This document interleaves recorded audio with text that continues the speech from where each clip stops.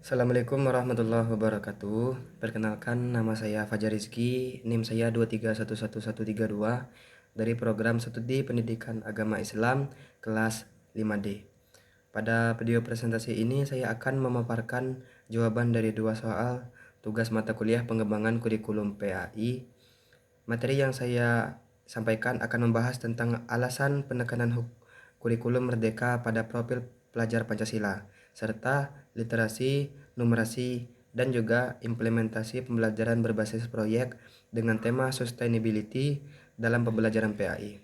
Semoga penjelasan ini dapat memberikan gambaran yang jelas, mudah dipahami, dan bermanfaat bagi kita semua.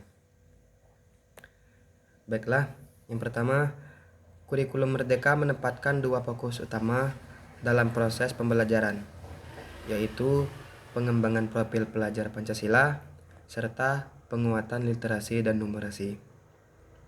Penekanan ini bukan muncul secara tiba-tiba, tetapi merupakan hasil analisis terhadap kebutuhan pendidikan masa kini. Perkembangan zaman yang semakin kompleks dan tuntutan masa depan yang memerlukan generasi yang tidak hanya cerdas secara akademik, tetapi juga tangguh secara karakter. Profil pelajar Pancasila berfungsi sebagai arah yang ingin dicapai oleh peserta didik Indonesia agar memiliki nilai-nilai luhur seperti keimanan, ketakwaan, akhlak mulia, kemampuan bernalar kritis, berkreativitas yang tinggi, kemampuan bekerja sama, serta jiwa yang mandiri. Dunia hari ini tidak cukup hanya dihadapi dengan pengetahuan, tetapi memerlukan karakter moral yang kuat. Melalui profil pelajar Pancasila, kurikulum merdeka ingin memastikan bahwa siswa tidak hanya menjadi pribadi yang cerdas, tetapi juga adil, berempati, menghargai perbedaan, serta siap berperan aktif dalam masyarakat. Itulah sebabnya aspek karakter mendapat porsi yang sangat besar, karena dengan karakter yang baik, siswa akan mampu menggunakan pengetahuan mereka dengan bijaksana dan bertanggung jawab. Sementara itu, literasi dan numerasi juga menjadi fokus utama, karena keduanya merupakan kemampuan dasar yang diperlukan di hampir seluruh aspek kehidupan. Literasi dalam kurikulum merdeka tidak hanya sebatas kemampuan membaca dan menulis, tetapi mencakup kemampuan memahami informasi, mengkritisi sebuah teks, mengolah informasi, hingga menggunakannya untuk mengambil keputusan. Literasi yang kuat membuat peserta didik lebih mandiri dalam belajar, mampu mencari informasi dari berbagai sumber, serta tidak mudah terpengaruhi oleh informasi yang menyesatkan. Numerasi pun tidak sekedar kemampuan berhitung, tetapi merupakan kemampuan menggunakan angka dalam berbagai situasi, seperti membaca data, membuat perbandingan, menafsirkan grafik, hingga menyelesaikan masalah yang melibatkan angka. Dalam kehidupan modern ini yang serba digital, kemampuan numerasi sangatlah penting untuk mengolah informasi, memahami data statistik, serta menilai apakah sebuah informasi itu dapat dipercaya atau tidak. Kurikulum Merdeka ingin memastikan bahwa semua siswa memiliki kemampuan dasar ini agar dapat mengikuti perkembangan zaman, memahami perubahan teknologi, serta mampu beradaptasi dengan dunia kerja dan kehidupan sosial yang semakin kompleks. Selanjutnya, dalam pembelajaran berbasis proyek sekolah dapat memilih berbagai tema, salah satunya adalah sustainability atau keberlanjutan. Tema ini sangatlah penting diterapkan, terutama ketika sekolah menyoroti isu penurunan kuantitas dan kualitas air di daerah tertentu. Nah, misalnya di Provinsi Kepulauan Bangka Belitung. Ketika isu sebuah air diangkat sebagai tema proyek, maka guru PAI memiliki peluang yang besar untuk mengintegrasikan materi pendidikan agama dengan isu lingkungan.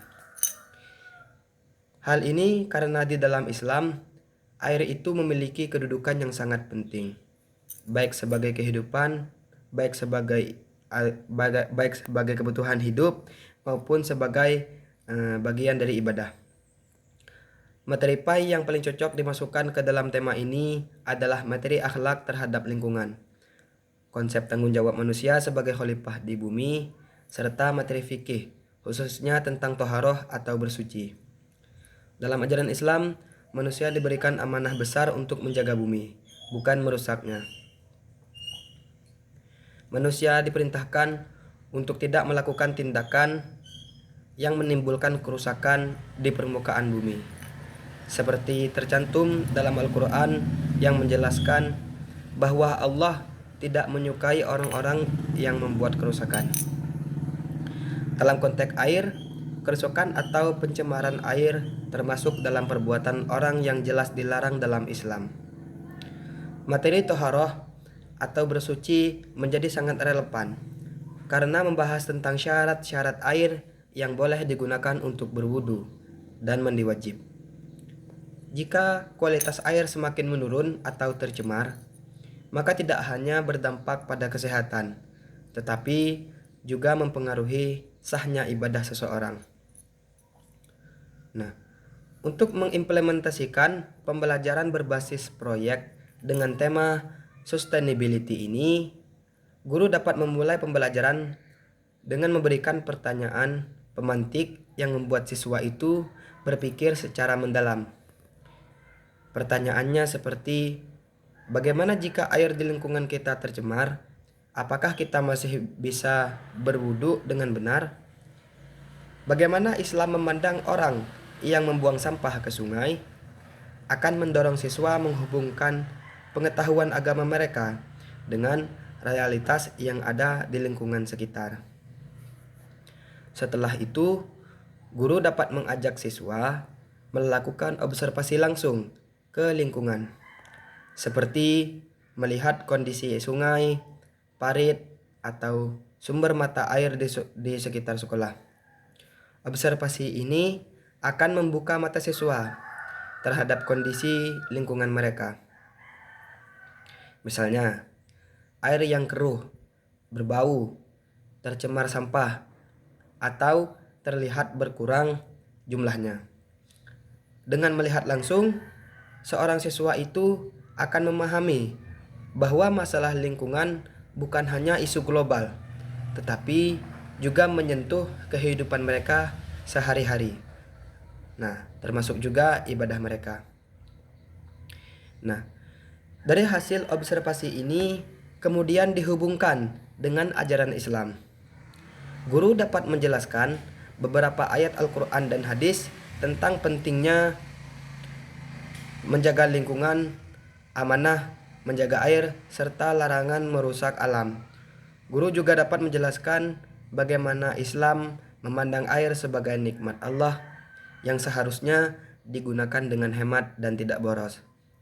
Dari sini, siswa mulai memahami bahwa menjaga air bukan hanya kewajiban sebagai warga negara atau tuntutan ekologis, tetapi juga bagian dari keimanan dan ibadah. Setelah pemahaman terbentuk, siswa dapat diarahkan membuat proyek sebagai solusi terhadap masalah yang mereka temukan selama observasi. Proyek dapat berupa pembuatan video kampanye, menjaga air berdasarkan ajaran Islam, poster edukasi dengan ayat-ayat Al-Quran tentang menjaga lingkungan, atau program sekolah seperti gerakan hemat wudu untuk mengurangi penggunaan air berlebih di tempat wudu. Mereka juga dapat membuat riset sederhana mengenai kondisi air dengan melihat warna, bau, atau tingkat kejernihan air. Selanjutnya, setiap kelompok siswa diminta mempresentasikan hasil proyek mereka di depan kelas. Mereka menjelaskan apa yang mereka temukan, apa yang menjadi masalah, bagaimana ajaran Islam terkait menjaga air, dan solusi apa yang mereka tawarkan. Dari sini, siswa belajar untuk berpikir kritis, bekerja sama, dan bertanggung jawab.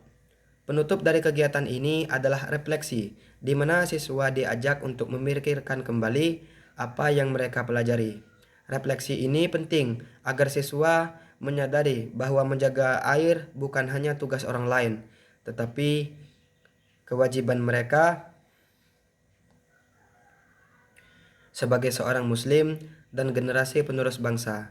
Dengan demikian, melalui pembelajaran berbasis proyek ini, siswa tidak hanya memahami materi PAI secara teori, tetapi juga mampu menerapkan ajaran Islam di dalam kehidupan nyata, sekaligus mengembangkan karakter dan kemampuan berpikir kritis sesuai dengan tujuan kurikulum Merdeka. Baiklah, mungkin hanya ini yang dapat saya sampaikan, kurang dan lebihnya mohon dimaafkan. Assalamualaikum warahmatullahi wabarakatuh.